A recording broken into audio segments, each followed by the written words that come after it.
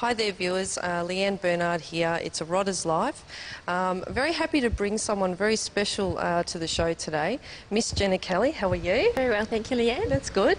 Now viewers, Jenna Kelley is a co-driver in the rallying or Victorian Championship rallying, from what I understand.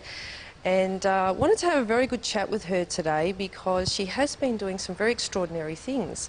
Now 5 years ago, Jenna, you were working on the Scott base in Antarctica. That's correct. And on one particular evening you were having a party, as you often did, and the theme was to come as someone dressed as P. That's right. Or something beginning with P.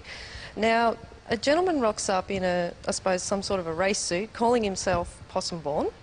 Now, as we know, Possum Born is a 7-time Australian rally champion. And he started talking to you about this Possum Born and, of course, what he's been doing in rallying.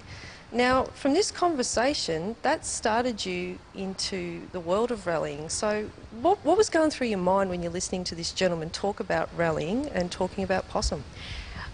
When Paul spoke to me about Possum Born, I just thought, what an incredible person to be able to control a car on dirt and go at those speeds and become an Australian champion 7 times was something that was very inspiring. And the reason I went to Antarctica was because of Sir Douglas Mawson. So for me to find somebody that's incredibly inspiring enables me to try and follow in their footsteps, so to speak. And with Possum, I wanted to experience what it was like to be in a car at those speeds and to see how they controlled the car and also how they work as a team in the car as well. And so from there, that's when I decided that's what I wanted to do. You wanted to do.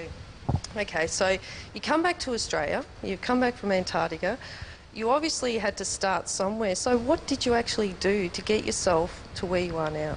What I first did was I got onto the Vic Rally e-group and I posted onto the Vic Rally e-group just asking for anybody that could teach me to navigate. I really wanted to drive, but I couldn't afford a car, so the next best thing for me to experience it was to get into the co-driver's seat. I had about 15 replies, and from that I chose several people to talk to on the telephone. And Trevor Woods, who was an he was a very big Victorian contender a while ago, and he taught me to co-drive in his Datsun 1600. So he'd take me out to Mount Disappointment and teach me how to navigate with maps and with stick charts, and also how to read route charts as well. And I learnt from that. Okay, so you started off with the 1600. Now obviously you wanted to progress further. Yes. So you went from the Datsun, and then where did you go? My first event was in a Corolla 1200, which was orange, and we nicknamed it Rolly Corolli because we rolled it on the first event and hit a tree. And that was with Fabian Apps, and we had a successful first year, winning most of Class A, and then the second year Fabian bought an Evo 1. Yes. And we won the Victorian Novice Championship in the Evo, and that was my first state title, which was very exciting after only 2 years of being in rallying. And from the Evo 1, I then went with Derek Reynolds in an Evo 2, and was with Derek for 2 years, and we won the Group N Championship in Victoria as well. And then I ran out of money, so because I was helping the drivers as well. So I was looking for another driver, and I advertised on the e-group again. And Chris Snell actually asked me to go and do the Asia Pacific Rally Championship with him in Canberra, which is an international event. And it was my second time on pace notes, which was quite daunting because they're a lot different from route charts. It's more involved, you have to be more accurate. And you have to be calling at least one corner ahead. So basically you're telling the driver what's coming up, and he's reading the road from what you're saying and judging his speed accordingly to how fast you're reading the notes or how slow you're reading the notes as well. So we competed in the APRC, and we placed 10th outright and won first Australian privateer. So that was a very, very big highlight for us as well. Okay. Now you're currently in a WRX Subaru for this year at least. And how have you been going this year? This year we've had an exciting year. Our first event with the STI was the David Nutter Ford Rally, and we placed 4th outright and first Group N. So we're very excited being in a new car, a new team. The second event wasn't so good. We hit a bank and then bounced off the bank and went down a very big ditch, and took a lot of work to fix the car up, and then the next 3 events have also been DNFs this year, so it's been quite difficult, yeah. A bit more of a challenge this year. Yes. Than normal. And what do you do within the team? Like, obviously, besides driving the car, do you have any other roles or that you perform within the team? It depends on the driver. A lot of teams like me to coordinate the paperwork, so I'll fill out the entry forms and organise the scrutineering, when we're going to meet, who's going to be there at what time. For big events like Rally of Melbourne, I actually draft an itinerary and I put how many kilometres between each stage and refuel, so that the team can work out how much fuel they need to have for the car and when it needs to be refuelled, if there's a supplementary refuel as well. And also just keeping all the documentation together, logbooks, and organising, what time we need to be somewhere as well, and also if there's recce, what time we need to do recce and have recce completed by as well. Okay. So what do you get out of rallying? I mean, obviously it's a buzz going fast. I mean, I've gathered that much. But there must be, what else do you get out of rallying?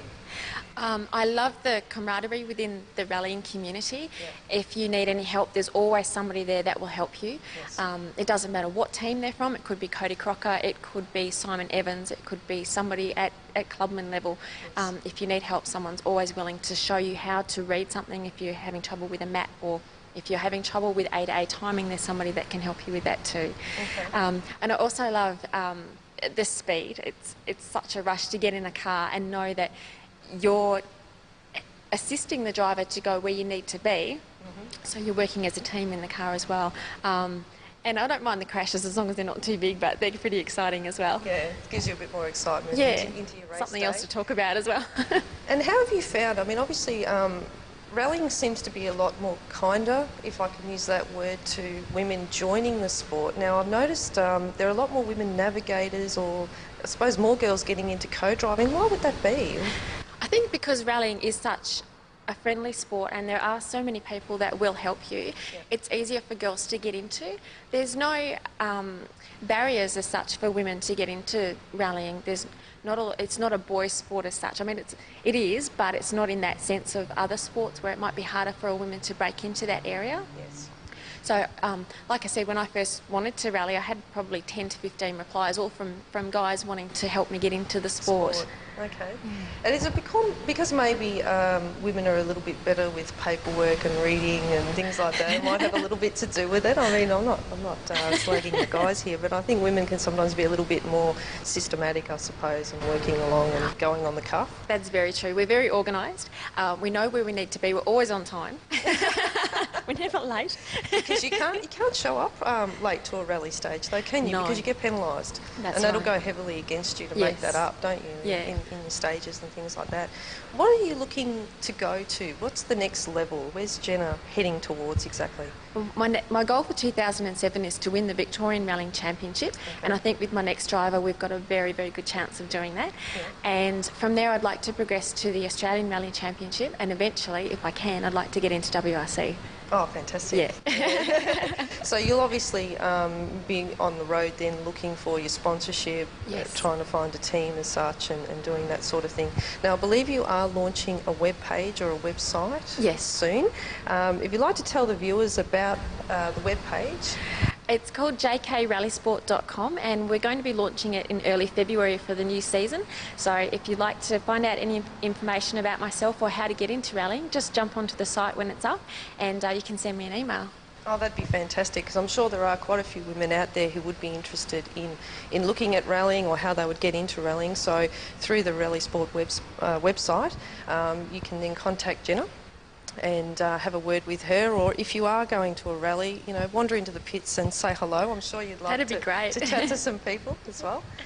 So Jenna, thanks so much for your time today. Really appreciate you coming on board and sharing a little bit about what you've been up to, because you've done some fantastic things. Well, hopefully it's inspired some more women to get out there, and don't be afraid. It's really easy to get into and it's a fantastic sport. They'll love it. Wonderful. Now, don't forget, we still are receiving emails on some women. Now, they don't have to be competing in motorsport like Jenna. If there is someone you know who is within the car scene, someone that we should be talking to, please send us an email with their contact details to hotrods@rodderslife.com.au. This is Leanne Bernard, and don't forget, it's a Rodder's Life.